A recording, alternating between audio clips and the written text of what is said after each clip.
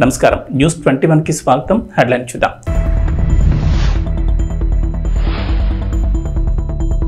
కేంద్రం నుంచి అమరావతికి మరో గుడ్ న్యూస్. ఇతర రాష్ట్రాలతో అనుసంధానించే రహదారుల ప్రాజెక్టులకు గ్రీన్ సిగ్నల్.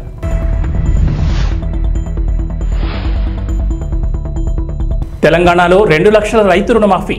రేవంత్ సర్కార్ కీలక నిర్ణయం.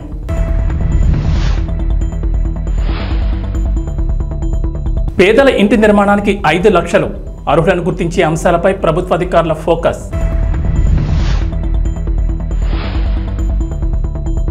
ఏపీ తెలంగాణకు రెయిన్ అలర్ట్. పలు జిల్లాల్లో భారీ వర్షాలు, ఎల్లో అలర్ట్ జారీ.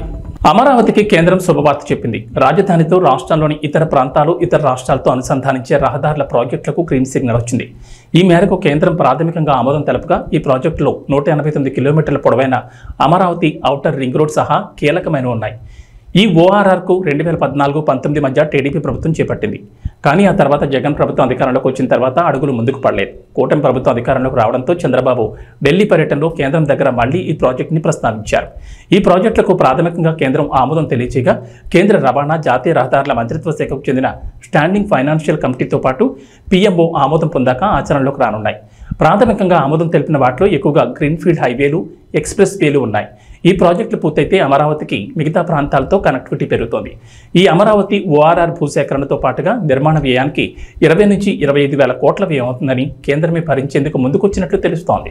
రైతులకు 2 లక్షల వరకు రుణమాఫీ చేస్తామని రేవంత్ ప్రభుత్వం హామీ ఇచ్చిన సంగతి తెలిసిందే. పార్లమెంట్ ఎన్నికల కోడ్ నేపథ్యంలో పథకం అమలు ఆలస్యం కాగా ఆగస్టు 15 లోపు ప్రతి రైతును రుణ విముక్తులను చేస్తామని సీఎం రేవంత్ ఇటీవల ప్రకటించారు. ఈ నేపథ్యంలో రైతు రుణమాఫీ నిధుల సమీకరణపై ప్రభుత్వం కసరత్తు ప్రారంభించింది. 2 లక్షల రైతు రుణమాఫీతో పాటు రైతు భరోసా, రైతు బీమా పథకాలకు కూడా దాదాపు 40 వేల కోట్ల డబ్బులు జమ చేయాల్సి ఉంది. అందుకు రుణ సేకరణపై చేయాలని ప్రభుత్వం భావిస్తోంది. ప్రస్తుతం ప్రభుత్వాన్ని నడిపేందుకు గాను ప్రతి నెల రిజర్వ్ బ్యాంకు బాండ్ల విక్రయం ద్వారా సుమారు 5-6 వేల కోట్ల రుణ సహాయం పొందుతోంది. ఇప్పుడు రైతు సంక్షేమ పథకాలకు కూడా రిజర్వ్ బ్యాంకు నుంచే రుణాలు సమీకరించాలని ప్రభుత్వం యోచిస్తోంది. జూలై, ఆగస్టు నెలలో బాండ్ల విక్రయంపై దాదాపు 15 వేల కోట్ల నుంచి 18 వేల కోట్లు తీసుకునేందుకు రెడీ అయినట్లు తెలిసింది. ఇవే కాకుండా ప్రభుత్వ భూములను బ్యాంకుల్లో తాకట్టు పెట్టాలని భావిస్తోందట. టీజీఐఏసీ ద్వారా భూములను బ్యాంకుల్లో తాకట్టు పెట్టి 10,000 కోట్లు సమీకరించేందుకు ప్లాన్ చేస్తోంది. అయితే భూముల తాకట్టుపై త్వరలోని పూర్తి స్పష్టత రానుంది. తెలంగాణలో పేదల ఇంటి నిర్మాణానికి 5 లక్షల ఆర్థిక సహాయం అందిస్తామని ఎన్నికల ముందు కాంగ్రెస్ హామీ ఇచ్చిన సంగతి తెలిసిందే. ఇందిరమ్మ పథకం పేరుతో పేదలకు ఇంటి నిర్మాణానికి ఆర్థిక సహాయం అందించనున్నారు. సొంత జాగా ఉండి ఇళ్లు కట్టుకునే పేదలకు ఇందిరమ్మ ఇళ్ల పథకం కింద ఇళ్లు మంజూరు చేయనున్నారు. ఇక సొంత జాగా లేని వారికి ఇంటి స్థలంతో పాటు ఆర్థిక సహాయం 5 లక్షలు అందిస్తామని చెప్పారు. కాంగ్రెస్ అధికారంలోకి వచ్చిన తర్వాత ప్రజాపాలన పేరిట ప్రత్యేక కార్యక్రమం ఏర్పాటు చేసి అర్హుల నుంచి దరఖాస్తులు స్వీకరించారు. ప్రతి నియోజకవర్గానికి 3,500 ఇళ్ల చొప్పున ఏడాదికి 4.5 లక్షల ఇళ్లు మంజూరు చేయాలని ప్రభుత్వం టార్గెట్గా పెట్టుకుంది. ప్రజాపాలనలో 82.82 లక్షల మంది దరఖాస్తు చేసుకున్నారు. అయితే వీరిలో అర్హులను గుర్తించడం ప్రభుత్వానికి తలనొప్పిగా మారింది. పేదరికంలో ఉన్నవారికి ఇళ్లు కేటాయించాలని ప్రభుత్వం నిర్ణయం తీసుకున్న నేపథ్యంలో దరఖాస్తు ఇచ్చిన వారి ఆర్థిక స్తోమతను గుర్తించడం సవాలేనని అధికారులు తమ అభిప్రాయం వ్యక్తం చేస్తున్నారు. డబుల్ బెడ్రూమ్ ఇళ్ల మాదిరిగా కాకుండా అర్హులైన పేదవాడికి ఇల్లు మంజూరు చేయాలని మంత్రి పొంగులేటి శ్రీనివాసరెడ్డి ఇప్పటికే ఆదేశాలు జారీ చేశారు. ఈ నేపథ్యంలో అర్హులను గుర్తించే అంశాలపై ప్రభుత్వ అధికారులు ఫోకస్ పెట్టారు. ఆంధ్రప్రదేశ్ డిప్యూటీ సీఎం పవన్ కళ్యాణ్ ప్రస్తావించిన ఓ చెట్టు ఇప్పుడు ట్రెండ్ అవుతోంది. ఆ చెట్టు చాలా డేంజర్, వెంటనే తొలగించాలని పవన్ కళ్యాణ్ ఆదేశించారు. దీంతో అందరూ ఈ చెట్టు గురించే చర్చించుకుంటున్నారు. డిప్యూటీ సీఎం పవన్ కళ్యాణ్ కాకినాడ కలెక్టరేట్లో సమీక్ష చేశారు. ఈ సందర్భంగా స్థానిక కోనో కార్పస్ చెట్ల గురించి పవన్ దగ్గర ప్రస్తావించారు. అటవీశాఖ సమీక్షలో ఈ అంశంపై వివరించారు. ప్రజల ఆరోగ్యం దృష్ట్యా వాటిని వెంటనే తొలగించాలని పవన్ కళ్యాణ్ ఆదేశించారు. ఈ కోనో కార్పస్ చెట్లను గతంలో తన ఫామ్ హౌస్లో పెంచానని, అయితే వాటితో ప్రమాదం తెలిసి తొలగించారన్నారు పవన్ కళ్యాణ్. కాకినాడలో మొత్తం 4,602 కానో కార్పస్ చెట్లు ఉన్నట్లు గుర్తించారు. ఈ చెట్లను దశల వారీగా తొలగించాలని డిప్యూటీ సీఎం అధికారులకు సూచించారు. ఈ చెట్లను తొలగించి ప్రజల ఆరోగ్యానికి ఎలాంటి ఇబ్బందులు లేకుండా చూడాలన్నారు. పవన్ కళ్యాణ్ ఆదేశాలతో అధికారులు చెట్లను తొలగించేందుకు సిద్ధమయ్యారు. ఆంధ్రప్రదేశ్ ముఖ్యమంత్రి నారా చంద్రబాబు నాయుడుతో పాటుగా మంత్రులు నారా లోకేష్, పొంగూరు నారాయణ, కింజరపు అచ్చెన్నాయుడు, కొల్లు రవీంద్రతో పాటు టీడీపీ నేతలపై కేసుల్ని సిబిఐ, ఈడీలకు అప్పగించాలని ఏపీ హైకోర్టులో పిల్ దాఖలైంది. వీరితో పాటుగా ఎమ్మెల్యే చింతమనేని ప్రభాకర్, మాజీ మంత్రి దేవినేని ఉమామహేశ్వరరావు, వ్యాపారవేత్తలు లింగంనేని రమేష్, వేమూరు హరికృష్ణ ప్రసాద్తో పాటు పలు కంపెనీలపై నమోదు చేసిన కేసులను అప్పగించాలని కోరారు. చంద్రబాబుతో పాటు ఇతరులపై స్కిల్ డెవలప్మెంట్, మద్యం, AP fibre net, Amaravati assigned భూములు, ఇసుక, Amaravati inner ring road alignment సహా కేసులు నమోదయ్యాయని పిల్లో గుర్తు చేశారు. ఈ కేసుల్లో పోలీసులు నిష్పాక్షికంగా దర్యాప్తు చేసే పరిస్థితి లేవని, నిష్పాక్షిక, పారదర్శక, వేగవంత దర్యాప్తు కోసం ఈ కేసుల్ని సిబిఐ, ఈడీలకు అప్పగించాలని సీనియర్ జర్నలిస్ట్ బాలగంగాధర్ తిలక్ ఈ పిల్ దాఖలు చేశారు. హైదరాబాద్ లోని కుమారి ఆంటీని బాలీవుడ్ నటుడు సోనూ సూద్ కలిశారు. కుమారి ఆంటీతో సరదాగా కాసేపు మాట్లాడి సమయం గడిపారు.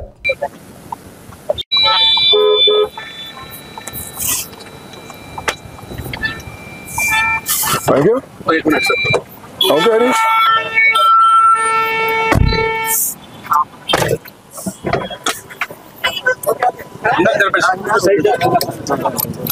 Welcome to Hyderabad. Hello. Charlie, how are you doing? How are you? Thank you. Thank you. Ram se. How are you doing? Ram se. इधर से अरे लेफ्ट लोकल भाई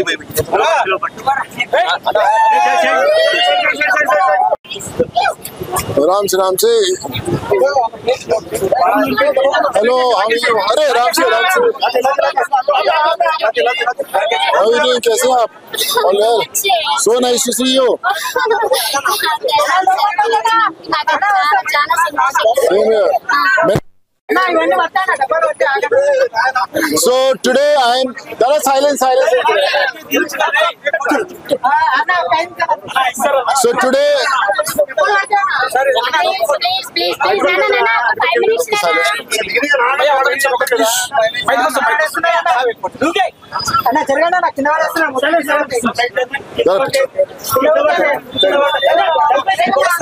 So now I'm with Kumari aunty. You know, we have heard a lot about her. She is a self-made lady. We talk about women empowerment. We talk about how everyone should work hard for the families. Kumari aunty is the best example. And all the people, all the ladies, all the women across the country, whoever is, going through tough times, she should be an example to follow, that how you can work hard and do good for the family. Kumari aunty जी कैसा लग रहा है आज आपको? अच्छे अच्छा है? अच्छे बहुत अच्छे। तो आज के वेज है नॉन वेज है कि दोनों है? पूरा आदमी है, पूरा है। वेज नॉन वेज दोनों है? क्या आदमी को भी बना दिया? थोड़ा हिंदी बहुत अच्छा है, कोई बात नहीं, आपका हिंदी बहुत अच्छा है। हाँ, नॉन वेज है, वेज है। वेज है? वेज है, नॉन वेज है। तो कुमारी आंटी के हाथ का वेज भी है, नॉन वेज भी है। मैं तो वेजिटेरियन हूँ। और कुमारी आंटी कितने का एक प्लेट? एक plate veg 80 rupees. Veg 80 rupees और non veg? Non veg 120 rupees. 120 rupees. तो भैया मैं तो 80 रुपीस वाला कस्टमर हूँ। तो जो 80 रुपीस का वेजिटेरियन है, मेरे लिए कितने का डिस्काउंट है? फ्री। आज तो लॉटरी लग गया हमारा यार आंटी, कुमारी आंटी। अगर आप फ्री बोलोगे तो मैं हर रोज आएगा खाने के लिए, चलेगा?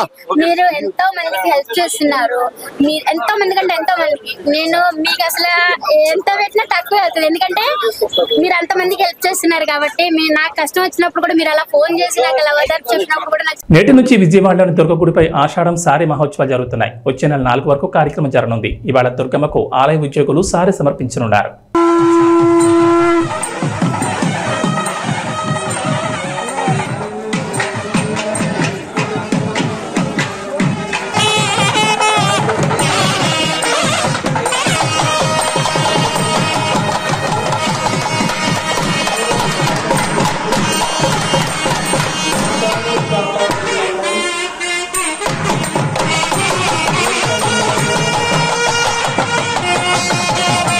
సత్యవేడలోని ఓ డీలర్ షాప్లో రేషన్ బియ్యం కోసం వచ్చిన ప్రజలు బియ్యాన్ని చూసి షాక్ అయ్యారు. రేషన్ బియ్యంలో పురుగులు ఉన్నాయని చెప్పారు. ఓల్డ్ స్టాక్ను ప్రజలకు వినియోగిస్తున్నారంటున్నారు. పేద ప్రజలకు కడుపు కోతను మిగులుస్తున్నారంటున్నారు. దుకాణాల్లో డబ్బులు పెట్టి బియ్యం కొని తిని స్తోమత లేక ప్రభుత్వం ఇచ్చే రేషన్ బియ్యంతో కడుపు నింపుకునే పేద ప్రజలు కడుపులు కొడుతున్న వైనం అయితే ఇక్కడ కనిపిస్తోంది. రేషన్ బియ్యంలో పురుగులు ఉండడం, ఇలాంటి బియ్యం తినడం వల్ల ఆరోగ్యం దెబ్బతినడం ఖాయమంటున్నారు. రేషన్ డీలర్స్ తెలిపిన సమాచారం మేరకు 3 సంవత్సరాల ముందు అక్రమంగా రవాణా చేసిన బియ్యాన్ని ఆ గోడౌన్లో ఉంచడం వల్ల అందులో ఉన్న చీడ పురుగులు కొత్త స్టాక్లో వస్తున్నాయని, ఆ పాత స్టాక్ను క్లియర్ చేస్తే తప్ప సమస్యకు పరిష్కారం ఉండదని రేషన్ డీలర్స్ సమాధానమిస్తున్నారు. అధికారుల నిర్లక్ష్యం వల్ల పేదలకు నష్టం జరుగుతోంది. రేషన్ డీలర్స్ల నిర్లక్ష్యమా లేదా అధికారుల నిర్లక్ష్యమా అన్నది గమనార్హం. ప్రభుత్వం మారినా పేద ప్రజల సమస్య అలానే ఉంది. ఖచ్చితంగా అధికారులు పేద ప్రజల సమస్యను దృష్టిలో పెట్టుకుని సమస్యను పరిష్కరించాలని ప్రజలు కోరుతున్నారు.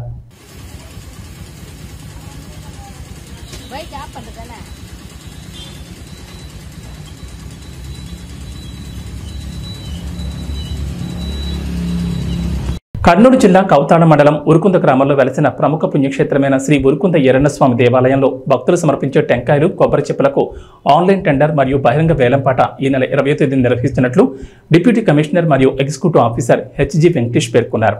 ప్రతి సంవత్సరం శ్రావణమాస మహోత్సవాలు మరియు ఆ సంవత్సరం అంతా ఉరుకుంద ఈరన్నస్వామికి భక్తులు సమర్పించే టెంకాయలు కొబ్బరి చెప్పులను ఆన్లైన్ సీల్డ్ కవర్ బహిరంగ వేలంపాట నిర్వహిస్తున్నట్లు దేవస్థానం ఎగ్జిక్యూటివ్ ఆఫీసర్ తెలిపారు.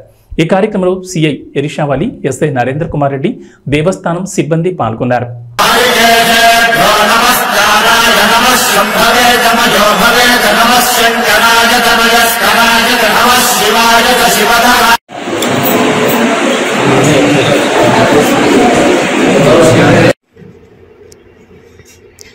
ప్రతి సంవత్సరము దేవస్థానంలో టెంకాయలు అమ్ముకోవడానికి హక్కు మరియు భక్తులు సమర్పించు కొబ్బరి మొప్పులను సేకరించుకునే హక్కు ఒక సంవత్సరం కాలానికి, అంటే ఈసారి శ్రావణ మాసం కవర్ అయ్యేటట్టుగా 11 నెలలకు పెట్టడమైనది. అందులో ఆన్లైన్ టెండరు, సీల్డ్ టెండరు, బహిరంగ వేలం నిర్వహించడమైనది. ఆన్లైన్ టెండర్లో ఎవరు పాల్గొనలేదు, బహిరంగ వేలంలో కూడా ఎవరు పాల్గొనలేదు. సీల్డ్ టెండర్ లో ముగ్గురు పాల్గొన్నారు. ముగ్గురులో ఒకరు డిస్క్వాలిఫైడ్ అయినారు డిపాజిట్ కట్టినందుకు.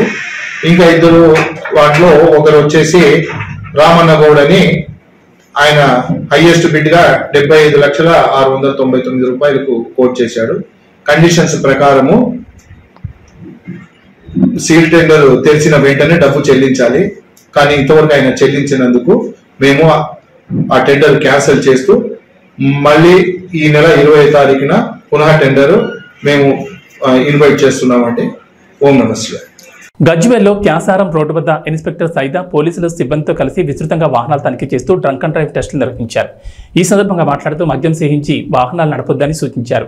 వాహనదారుల్లో ప్రజలలో మార్పు వచ్చినప్పుడు మాత్రమే రోడ్డు ప్రమాదాలు తగ్గుతాయని తెలిపారు.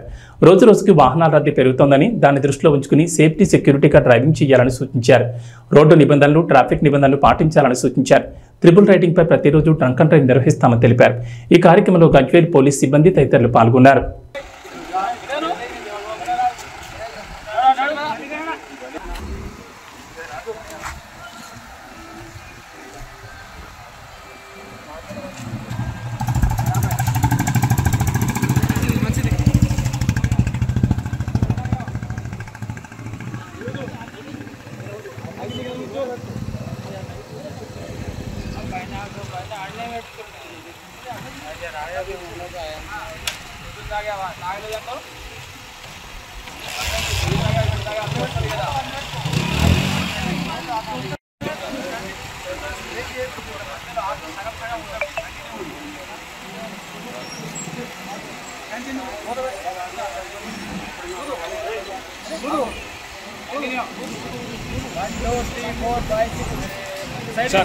సార్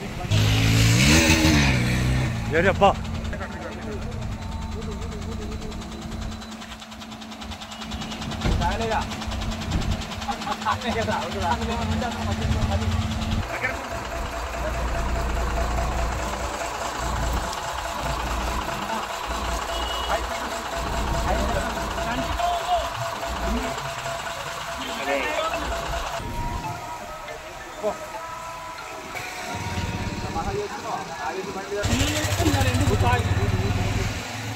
పిల్లలుండే తాగాలంటే లేకుండా ఉండవా?